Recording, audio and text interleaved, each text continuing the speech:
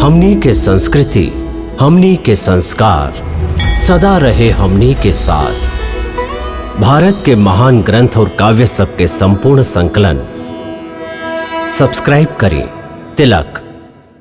हमरा पिताजी के वचन के पालन करे खातिर यही घड़ी बन जाए के हुई।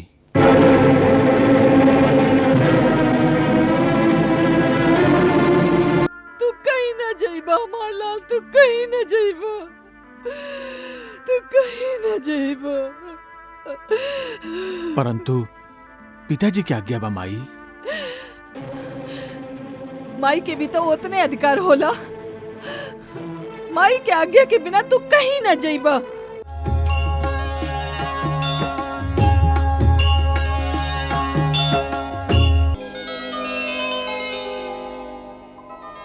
ना, अब एकर आवश्यकता नहीं है।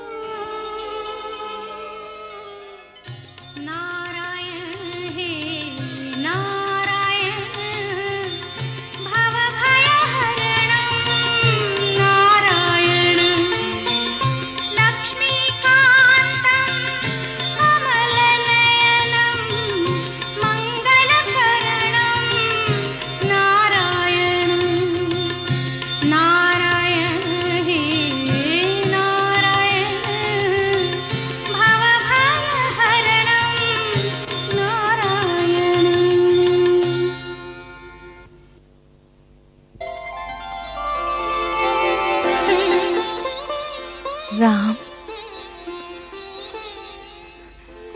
ठीक समय पर आ गईला। हम रात भर विष्णु के 1 लाख जप कैले हैं।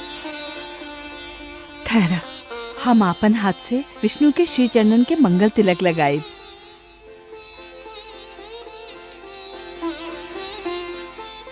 बैठा, आसन ग्रहण करा।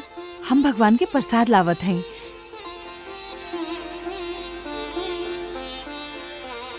देखत का बाड़ा, बैठ जा।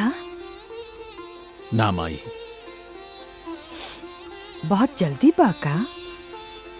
अब ए आसन पर बैठल हमरा खातिर वर्जित हो गइल बा। राज सिंहासन पर बैठे जाता र ऐसे माई के देहल आसन वर्जित हो गए। माई, शायद तो के मालूम नहीं खे, अब हमरा खातिर कुसा के आसन पे बैठे के समय आ गइल बा। राज करे जाता र कि तपस्या? तपस्या।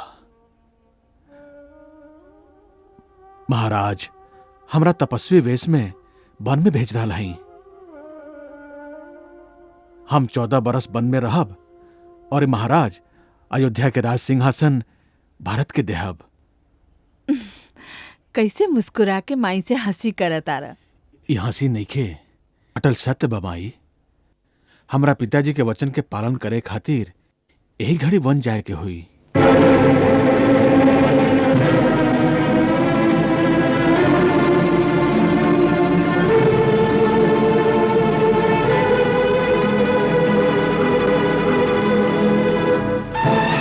ना, ये सब झूठ बा माई, ये सब झूठ बा, झूठ बा, ये झूठ बा। माई धीरज रखा माई।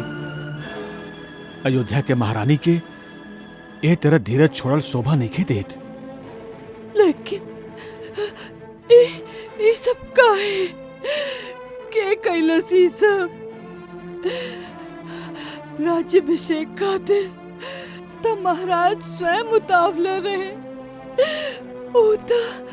उता कुलगुरु महर्षि वशिष्ठ से जल्दी बढ़िया समय निकलवावे के कहले रहा। एक के रात में उनकर मन कैसे बदल गए? कैसे? हमरा से अधिक कैकेयी की ममता बा तोहरा पर। फिर वो महाराज के काहे ना रोकली? काहे? ई स्वयं महारानी कैकेयी के ही तो आदेश हा। कैकेयी का? हाँ माई, पिताजी देवासुर संग्राम में माई कैकेयी के 2 वर दिले रहन।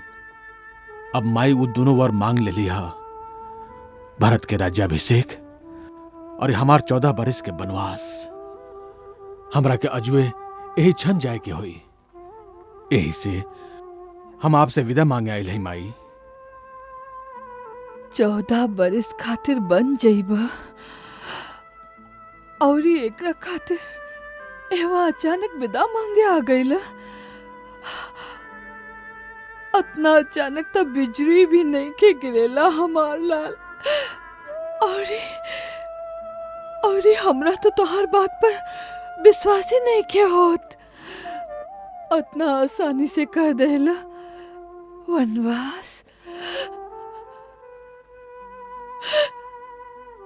वनवास के औरत भी जानेला हमार लाल। तोहरा जाए के बाद का हम जी सकब? ना ना, तू कहीं ना जाइबा हमार लाल, तू कहीं ना जाइबा, तू कहीं ना जाइबा। परंतु पिताजी की आज्ञा बा माई। माई के भी तो उतने अधिकार होला। माई के आज्ञा के बिना तू कहीं ना जाइबा। बाकी माई के भी तो आज्ञा मिल चुकल बा। माई कह कही के उहे तो आज्ञा देले बाड़ी। कह के उमे स्वार्थ बा, ओकर आज्ञा का काम होल बा।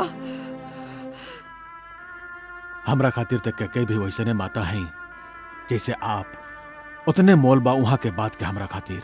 हम ये सब कुछ नहीं की सुनल चाहिए। तू हमारा आज्ञा के बिगड़ कहूँ न जाइबा। माई, हमार जन्नी, हमार मैया, माई होके माई के आज्ञा के ना माने के आदेश दे रहल हैं। अधर्म के रास्ता पर चले के पाठ पढ़ा रहल हैं। रघुकुल के कुलवधु माई कौशल्या सूर्यवंश के परंपरा भूल गईली। यह अयोध्या के राजा सगर के संतान अपन पिता के आज्ञा से पृथ्वी पाताल एक कले रहन और अपन प्राण के आहुति दिलन। साच, धर्म और दिहल वचन के मान रखे खातिर यह अयोध्या के महान राजा हरिश्चंद्र अपन पत्नी तथा पुत्र दोनों के बीच बाजार ठार करके बेच दिले रहन। पिताजी के वचन और माई की आज्ञा के पालन करे के तो व्रत ले चुकल हैं। ए प्राण के त्याग देवे के बाद आपके मुख से शोभा निखे देत माई। अपन बेटा के पथभ्रष्ट होके के आदेश देके अपयस के भागी मत बनी। हाँ, निभाला रघुकुल का रीति नीति, धर्म कर्म कर्तव्य का पालन कर। तू अपन धर्म का पालन कर, हम माई के धर्म का पालन करब। हम अपन बछड़ा से बिछुड़ल गैया की तरह तोहार पाछे पाछे आए हमार लाल। हम तोरे संगे चलब। ना माई, आप हमरा संगे ना आइब। पहल सुहाग फेरू संतान, यह आर्य नारी के महान आदर्श हवे। स्वामी के परित्याग स्त्री खातिर बढ़न निंदा के कारज बा। आपके ऐसन बात मन में भी ना लावे के चाहिए। आपके पति आपके गति हैं, आपके धर्म हैं। माई, राजा हमनी सब लोगन के स्वामी, गुरु और ईश्वर बड़न। उनके आज्ञा के पालन कैल हमार धर्म है। हमार धर्मात्मा पिता के त्याग के आप हमरा संगे बन नहीं जा सकत। हम वनवास पूरा करके फेरू आपके चरण में लौट आएब। माई, 14 बरिस तक पलक झपकत बीत जाए। 14 बरिस तोहरा बिना 14 बरिस। ठीक बा, जा पिताजी के वचन पूरा कर, माई के आज्ञा का पालन कर। सब कर धर्म, सब कर वचन, सब कर कर्तव्य पूरा हो जाए। बाकी एक कर बीच पिसा जाए है अकेल कौशल्या। 14 बरिस ले तो हार बांट देखत देखत ही आंख पथरा न गइल।